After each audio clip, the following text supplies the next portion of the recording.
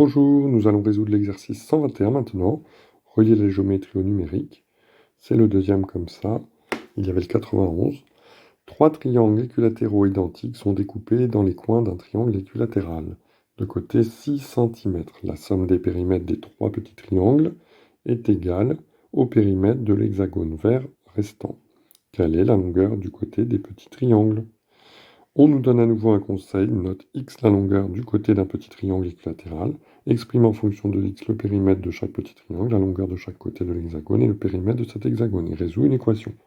Tout est dit dans le conseil, on nous propose la modélisation, on nous dit de poser x, la longueur d'un petit triangle équilatéral, et ensuite de traduire le problème en calcul littéral.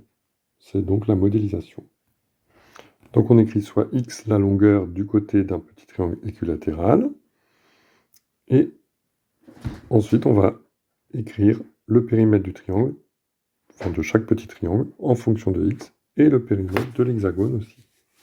Pour le périmètre d'un triangle, c'est x plus x plus x, ou 3 fois x, ou 3x.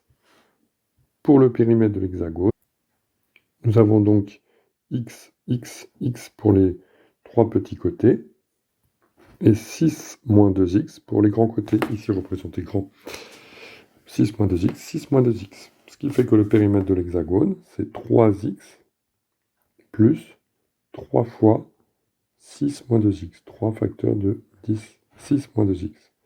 Si on simplifie, si on réduit, si on développe, donc on va d'abord développer 3 facteurs de 6 moins 2x. 3 fois 6, 18. 3 fois 2, 6. Donc 18 moins 6x.